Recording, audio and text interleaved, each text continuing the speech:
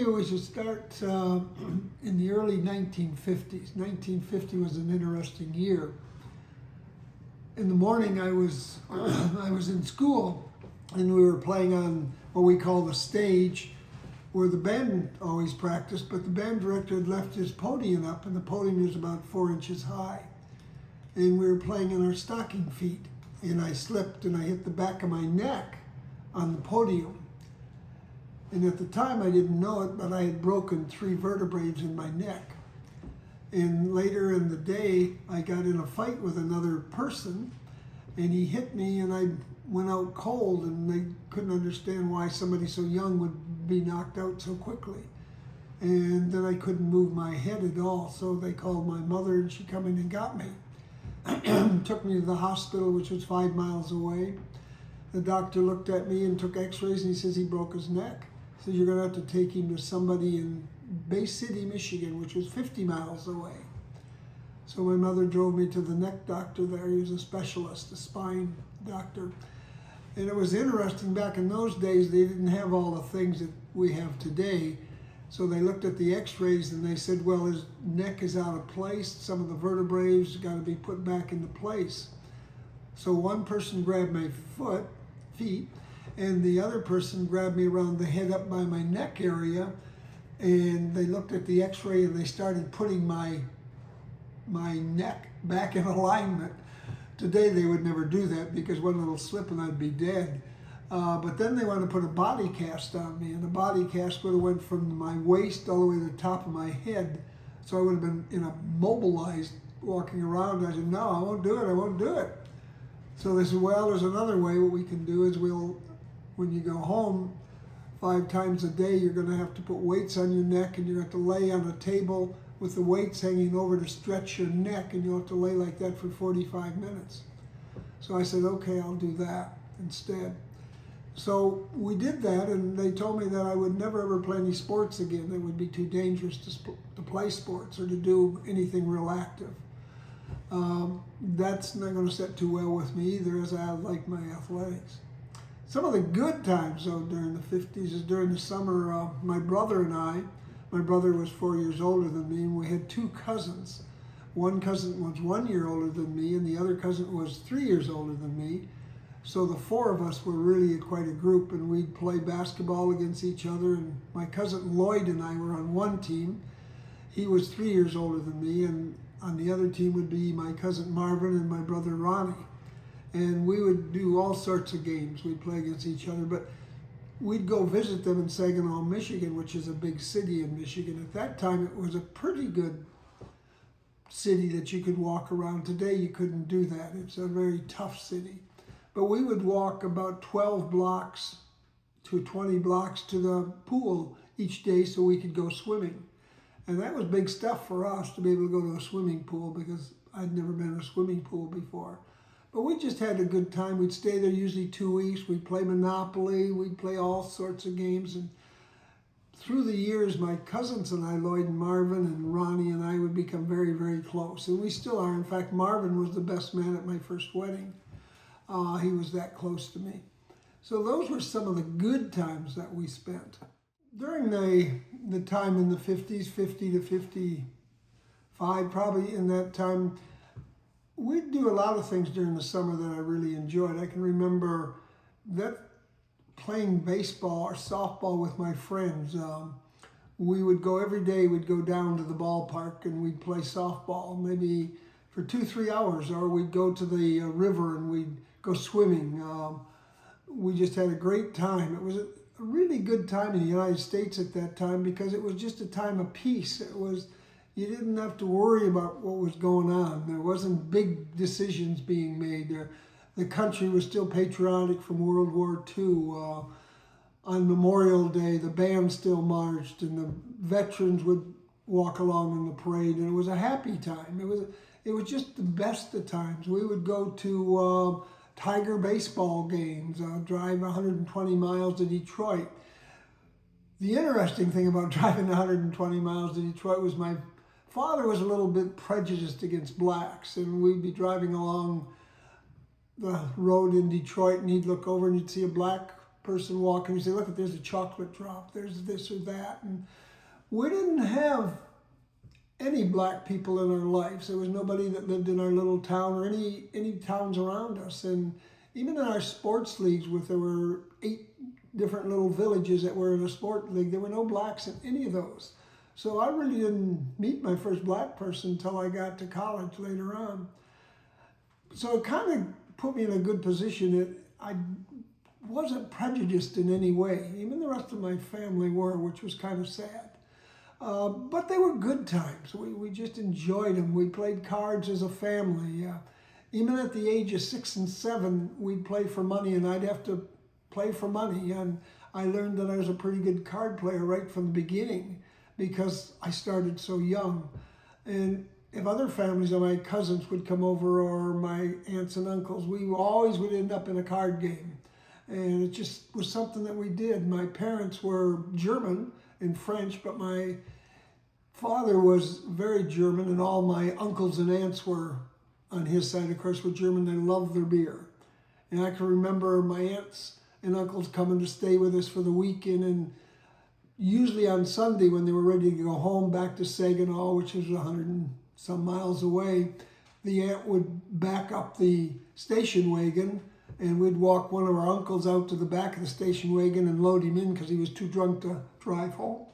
And then the aunt would drive home with the uncle sleeping in the back. And you might think this happened once or twice, but this was just a normal occurrence for us. It's funny, my family loved to drink, and it would be nothing for my mother and father to have 10 to 12 bottles of beer on a Saturday, another 10 to 12 bottles of beer on a Sunday. But they were happy drunks. They were alcoholics, and I never realized they were alcoholics until I was in college. But they were alcoholics. And there's times during my childhood when there would be beer in the refrigerator, but there was no milk. Or if I wanted a rubber ball for 25 cents, we didn't have the money for me to go get a rubber ball I could throw against the ball and against the barn and catch and work on my pitching or fielding, because we just didn't have 25 cents even to go buy that rubber ball. My folks went from being very wealthy from owning a beer garden and then running a cleaning establishment to my father having no work for a number of years. We got by on money from our aunts and uncles and the little work that my dad could find. So it was a real interesting time in my life, going from being real rich to being real poor, to being looked up at in the city, to being looked down at. The religious aspect of that time also was interesting. We were Lutheran, and the Lutheran church was the smallest church in town, and most of my friends went to the biggest church in town. So we were kind of as I got older, on the wrong side of the tracks, you might say. But it was a good time. It was still a good time for me. I still enjoyed it an awful lot. I loved to dance. So as we got later in the years, when I got to be in the late junior high and freshman year, it was nothing for me and my friends to hitchhike maybe 30 miles to go to a dance on Friday night or Saturday night. And we'd do this every weekend. It was just something you did. And it was a lot of fun. We lived in a resort area, so if we went into the one area of town, or one area of the state, you'd see a lot of people from Detroit. They'd be up there, and these were rich people that had homes on the lake, on Lake Huron. So we'd go up there and we'd meet the girls from Detroit, and we'd have a lot of fun. And nothing like today. There was no sexual things going on at that time, but there was a lot of hold handling and maybe kissing and you know, the guy, you're big stuff. I got this girl from Detroit, we kissed for a half hour or something. That was big stuff back then. But it was a good time. It was American time. It was when American was America. Again, it wasn't where we were fighting wars, we were causing trouble all over the world. It was more times when we just that peaceful time. About this time, I guess I was a freshman, is when the first time I discovered that I was a pretty good athlete, and God had given me an awful lot of talents, which I didn't understand. I could run faster, I could throw a ball harder, I could run a football where people couldn't catch me, I could shoot a basketball better than most people. But I also could sing, I could dance, I could play a musical instrument. As we go later on, I'll tell about some of the things that I achieved in high school. And I didn't understand where these things came from. Why would I have all these gifts? So I started reading the Bible. So it was really the first time that God entered my life, I guess you can say, although I did have to go as a younger person to catechism.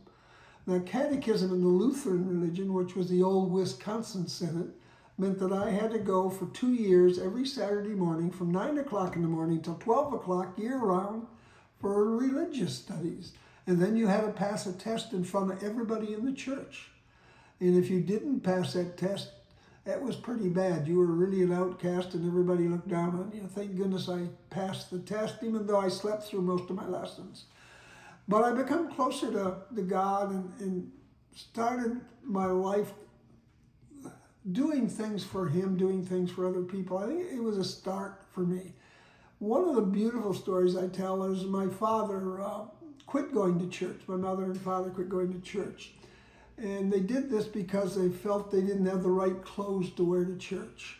So I would go by myself normally every Sunday and walk to church, and they would stay home and they would have their donuts and their coffee, and then by the time I got back they were drinking a beer or two. But I know that both of them respected me for it. And that was good to know, because my father and I had a rocky start in life. My brother, who was 4 years older, was very small. He grew to be 5'3". That's as tall as he ever got. A lot of people picked on him. He was bullied. So my dad spent more time kind of with him, probably helping to build that self-esteem. I had a sister that was very, very bright. Everything she did, she was good at. She was one of the top baton twirlers in the nation. She would travel all over the nation. Even though we didn't have much money, Dad would borrow money for gas to take her to different contests. And she was, like I say, one of the top baton twirlers in the world. In some contests, she was a state champion with no problem. National champion, she was a runner-up one year. So she was a straight A student. I mean, she couldn't do a whole lot wrong. And she was very, very pretty. So she had all kind of boys. And so those two were more important to my parents. And about the time I became a freshman, my brother came along. Now, another interesting story about my mother, she loved to watch us play sports. And in the little school I went to, there was only, in fact, I graduated from the largest class. We had 40 in our class. The school was there for 50-some years. But for 25 of those years, there was a Bittner on the starting five of the basketball team. And that's really unusual. But my mother always came to the game. She never missed. And she had her own seat where she sat. But she did miss one Tuesday game. She had my brother. But she was back there Friday evening to watch the next basketball game. And it was kind of neat because the principal had put the seat where she always sat, put roses all the way around it. Even though we weren't a rich family, we were well thought of, because in my community there were 4 Bittner brothers still living there with their families. So we were a large population of that group. So it was just, again, it was fun during that period, and I think the next period we'll talk about is my high school years.